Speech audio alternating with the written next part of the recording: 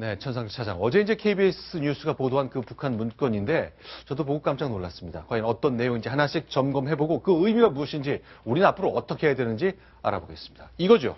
네, 사업 초기부터 이미 북한은 네. 개성공단의 어떤 화해 협력 이런 게 목적이 아니라 남한의 기술을 빼와서 우리가 그냥 독자적으로 개성공단을 운영하는 네. 그런 것들을 이미 그 목표를 세우고 있었다는 거죠. 네. 그러니까 개성공단은 경제협력지대가 아닌 네. 계급 투쟁의 마당이다. 그러니까 적이라는 거, 적이라고 써 있지 않습니까? 적의 네. 선진 기술을 빨리 우리를 적으로 본 거죠. 습득의 네. 공장을 자체적으로 운영할 수 있는 능력을 빠른 시간 내에 키워라. 이렇게부터 이미 처음부터 네. 목표가 저거였다는 거죠. 네, 그 질문 드리겠습니다. 김정무 실장님. 네. 사실 저도 기억합니다만 김대중 정부 때도 나왔던 것이 우리 군이 매뉴얼, 교범을 쓸 때 주적의 개념이라는 걸 없애라는 게 정부의 얘기였잖아요. 네. 우리 군에게 네. 대한민국 육군, 공군, 해군의 적은 북한이 아니다.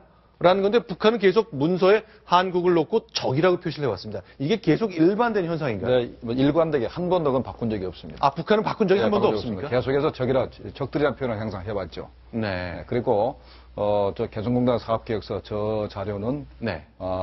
2006년 당시에 네.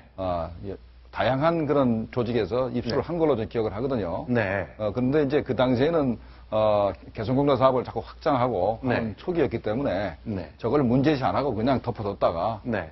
그냥 뭐 어떻게 뭐 가지고 있는지 버렸는지 모르겠습니다만은 네. 이제 뭐 KBS에서 입수해서 일단 네. 이게 보도가 된 것 같습니다. 자, 그런데 여기 화면을 잠깐 보시면요. 이게 저희가 이제 컴퓨터 그래픽을 이용해서 이렇게 인쇄한 것처럼 딱 썼지만 이 최초의 KBS가 공개한 문서를 보면은 손으로 이렇게 썼네요. 볼펜인지 만년필인지 사인펜인지 손으로 썼는데 북한이 문서를 이렇게 손으로 씁니까? 아니면 프로그램을 씁니까? 북한이 처음에는 타자기를 썼었죠. 네. 그다음에 이제 우리한테 컴퓨터를 달라고 해서 우리가 네. 컴퓨터를 많이 지원했습니다. 네. 왜 지원했냐면은 자기네가 우리가 이산가족 상봉을 하려면은 네. 북한 전 주민들의 그 주민등록을 네. 그 전산화해야 된다. 그렇죠. 그래서 컴퓨터를 제공을 했습니다. 제공했는데 네. 아마도 처음에 처음에 공문서는 우리가 제공했던 아래아 한글로 해서 작성이 됐을 텐데 네네. 그 다음에 이제 하급 부서에 내려갈 때는 아마 그걸 필사해가지고 이렇게 전파를 했던 것 같아요. 그 중에 하나가 이제 입수된 겁니다. 자, 이렇게 이제 북한은 2006년 그야말로 노무현 정부 4년 차기 때문에 지금 화면에 보시는 대로 2차 남북 정상회담 열리기 1년 전 상황입니다. 계급 투쟁의 마당이라고 봤던 개성공단. 그러나 정상회담 속기록 저희가 공개된 걸 보니까 전혀 다른 얘기를 하고 있죠. 천상차장 좀 정리를 좀 해주십시오. 네, 김정일 위원장이 이제 북남 경제협력 사업은 단순히 경제 거래가 아니라 민족의 화합과 통일, 번영에 이바지 하는 아주 숭고한 사업이다. 저렇게 얘기를 했고 우리 국민들도 아마 저 얘기를 들었기 때문에 저렇게 생각하고 계신 분들도 있을 겁니다. 하지만 이번에 그 문건에서 나온 것처럼 우리를 주적으로 몰아붙이고 있고 그리고 이미 개성공단의 기술을 빼내서 자기들 자체 운영하겠다는 목표를 세웠던 것을 보면 우리가 개성공단을 추진했던 것과는 달리 저들의 속내를 우리가 간과하고 있었던 건 아닌가라는 생각이 지금 말씀 듭니다. 자, 이영훈 편집위원. 그러면요. 자, 지금 화면에 보이는 것이 이제 노무현 대통령 당시 모습이었습니다만 만약에 2006년부터 저런 생각을 갖고 있었다면요. 그리고 우리 기업들, 뭐 시계 만드는 회사, 밥솥 만드는 회사, 섬유회사 기술 다 가져가서 만약에 폐쇄가 아니라 자체 북한의 경험으로 개성공단 이용할 수도 있겠네요. 할 수도 있겠죠. 우리도 사실 그렇게 기술을 안 배웠으니까 우리가 마산 수출공단에서 일본 자본에 의한 공장 지어갖고 기술을 우리도 열심히 해왔고 또 과거에 보게 되면 우리 국정원 자체도 해외 기술을 빼오기 위해서 굉장히 노력한 사례들이 많습니다. 북한이라고 그렇게 안 하겠습니까? 그런데 네. 문제는 그렇게 갖고 온 기술을 국산화할 수 있느냐? 네. 그건 또 다른 실력입니다. 네. 자, 그 부분에서 제가 부연 설명하자면은 네. 우리 벌써 북한이 83년요? 1982년부터 네네. 인민사모품 83 운동을 해가지고 네네. 외국 기업을 많이 좀 이렇게 데리고 들어왔어요. 그 이후로. 네. 그래서 저축형 기업이나 네. 조선족 중국인 기업들이 많이 들어갔는데 네. 결국은 전부 다 그 공장 시설을 포기하고 네. 맨몸으로 나갔습니다. 거의 대부분 다 그 공장들이. 그게 바로 물론 여러 가지 제약도 있었겠지만은 결국 네. 북한이 망하게 만들어가지고 그 기계를 다 뺏은 겁니다. 네. 현재 마찬가지로 우리 개성공단도 결국은 요번에 우리가 폐쇄 안 했더라도 네. 북한이 어떤 핑계를 대서라도 폐쇄하게 만들고 네. 우리의 모든 시설을 뺏을 각오를 하고 있었다는 것이 벌써 2000년도부터 이렇게 작성된 문서에 드러나고 있는 것입니다. 자, 그러니까 1단계로 100만 평을 저희가 조성했는데 원래 그 참여정부에서 약속한 대로라면 20배가 큰 2천만 평을 조성하기로 했잖아요. 자, 그것 왜 안 지키냐? 문 닫겠다고 계속 우리를 압박해 왔었는데 지금 이제 개성공단 지역의 위성사진 보시거든요.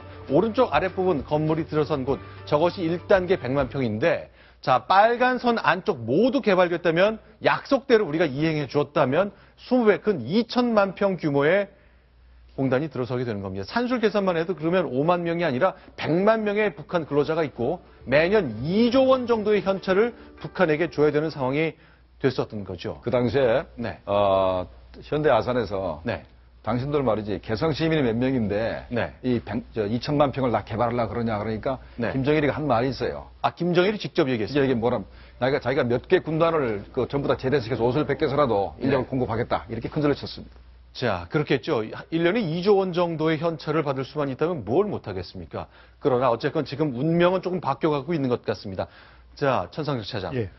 이건 또 뭡니까? 자, 역시 KBS가 공개한 문건인데요. 군중 감시망 기록부입니다. 뭐죠? 사실 그 안에 많은 근로자들이 근무를 하고 있기 때문에 네. 아마 저 정도는 예상을 했을 수도 있습니다. 그 안에 이제 일하는 사람들이 서로 이제 미행을 하고 감시를 하고 얘기하는 것들을 보고를 하고 이런 것들이 있었을 텐데 감시 조장이 이제 그런 역할을 했다는 거죠. 네. 남측과 1대1로 접촉하는 거를 못하게 하고 또 화장실에서 면담도 진행하고 이러면서 네. 그 근로자들이 혹시 자본주의에, 민주주의에, 한국 사회의 어떤 문물에 빠져들고 이런 것들을 좀 막기 위해서 네. 그런 이제 감시조를 운영을 해왔다는 것이죠. 그런데 우리가 개성공단 처음에 말 때 남북협력 사업이기도 하지만 북한에게 작은 통일을 계속 경험하게 만들므로써 남북 화해도 하고 서로 돕고 하자는 뜻이었잖아요. 그럼 작은 통일을 북한은 계속 막아왔다는 거군요. 네, 막아온 거죠. 서로 이제 동상이몽을 한 건데요. 네. 가장 큰 이제 우리의 잘못이 자 보십시오. 아까 2천만 평이면은 그 정도 공단이면 울산공단 크기거든요. 네. 울산이 지금 광역시죠. 네. 몇백만이 살게 되는 거죠. 그렇죠. 가족까지 있으니까. 네. 그런 게가 가능하겠습니까? 그러니까 애초부터 안 되는 거를 위시풀 싱킹을 띄운 정부가 있었다는 겁니다. 네. 그거를 지금 우리가 다시 평가하면서 역사적 책임을 물어야 되겠다.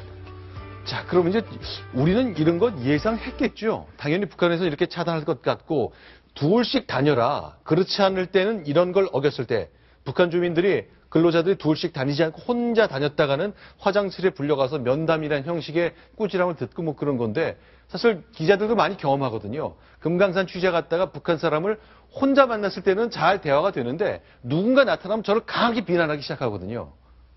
아마 그런 장면들이 아마 개성공단 내에서 끊임없이 반복도 했을 것으로 예상합니다. 그리고 이제 네. 노동자들이 네. 하루 일과가 끝나면은 또 모여가지고 네. 생활 총화를 하고 또 서로 비판을 하고 반성하기 때문에 네. 바로 이제 저런 감시가 있기 때문에 그때 이실직고 하지 않으면 나중에 문제가 되는 것이죠. 자, KBS가 하나 더 공개했습니다. 자, 2010년에 작성된 건데 개성공단에 입주한 기업에게 이제 임금을 계속 주는데 금영조장, 선방공 있지만 이 모두 26명의 남성의 이름이 쭉 있는데 일치하는 명단이 있다면서요. 북한군의 중대원 군인들의 이름과 일치한다는 거죠. 네. 저쪽에서 이제 혹시 모를 사태가 발생한다거나 이랬을 때 이제 군인들이 이제 뭔가를 하기 위해서 위장 취업을 시켜놨다는 거죠. 모르겠습니다. 저것도 우리 정부가 인식을 하고 있었는지 모르지만 알았다면 네. 저 부분도 큰 문제가 아닐 수 없습니다. 우리는 군인들을 들여보내지는 않지 않습니까, 저기에. 네. 근데 이 모든 문제가 있죠. 네. 우리가 지금 북한하고 대화하는 데 있어서 북한을 정상적인 국가로 지금 전제하고 하는 건데요. 네. 전 그 자체가 우리 김대중 노무현 정부의 어떤 전제 자체가 잘못됐기 때문에 네. 오늘날의 이런 사태 이런 것이다. 서독이 동독하고 어떤 거래를 할 때 철저한 1대1 기브 앤 테이크 원칙에 돼 있거든요. 그게 결국은 동독을 갖다가 공산주의 체제에서 해방시킨 거 아니겠습니까? 네. 근데 우리는 북한에 대해서 아무런 얻는 거 없이 그냥 북한 체제를 오히려 공고하게 해주는데 어떤 지원을 해준 거기 때문에 네. 이 북한을 정상적인 국가로 생각하고 지원해준 자체가 잘못된 것이다. 네. 지금이라도 우리가 지금 쭉 나왔지만 지금이라도 우리가 북한을 갖다 정확히 인식하고 비정상적인 전제로 네. 모든 거래를 해야 한다. 그런 생각됩니다. 자, 여기 화면에 보시는 것처럼 금형 조장도 있고 선방공들이 쭉 있는데 우리도 아마 예상했을 겁니다. 북한 정보기관 사람들, 북한 군인들이 근로자의 형식으로 틈틈이 끼어서 일하면서 상호 감시도 하고 뭐 우리도 이해하고 있었을 거 아닙니까? 자, 그런데 문제는 2010년, 2006년, 그러니까 6년 전, 10년 전에 작성된 문서들이 왜 지금 나왔느냐? 야당에서도 계속 지적했던 거거든요. 아니, 이명박 정부, 박근혜 정부 8년이 지났으니까 다 알던 거, 알면서 이렇게 하다가 지금 문제가 되니까 뒤늦게 공개한 것 아니냐? 이런 지적은 어떻게 대답을 할 수 있을까요? 저는 가능성이 있다고 봅니다. 네. 우리도 북한에 갈 때 기관원들이 들어오는 걸로 저는 알고 있습니다. 네. 그래서 그분들도 여러 가지 이제 특히 초년병일수록 경험 삼아 가서 보고 하는데 네. 그러면 우리도 저기 들어간다면 우리 요원들 안 들어갔겠어요? 네. 그래서 그때 갖고 있던 자료들을 여러 가지 방법으로 빼냈겠죠. 네. 왜 우리 검찰이 정권 초기에 정부에 협력하면서 자료 네. 축적했다가 정권 말기 되면 거꾸로 치는 경우가 많았죠. 네. 저는 아마 국정원도 그런 능력이 있다고 봅니다. 자, 그러니까 아까 수기를 쓴 그 북한의 내부 문서들이 다 확보된 것이 뭐 이런저런 방식으로 북한 내부 문건을 빼낸 것이겠습니다만 이 자체도 뭐 개성공단 내부에서 아마 북한 정부가 어제 저녁 9시, KBS 9시 뉴스를 본 이후에 뭐 난리가 났을 수 있겠습니다. 자, 이런 거 다 흘렸느냐, 누가 줬느냐 등등 뭐 다양한 일들이 벌어질 것 같은데 이미 개성공단 남북 경협을 상징하는 곳의 기능은 상당 부분 잃어버린 가운데 벌어진 일들이야 할 수 있겠습니다. 네, 어저께 KBS 9시 뉴스가 보도한 그 문건 3가지를 통한 개성공단에서 지난 과거에 벌어졌던 일들 그리고 그 의미를 좀 점검해 봤습니다. 이번엔 계속해서 2가지 소식 더 보겠습니다. 순위 확인하고 돌아옵니다.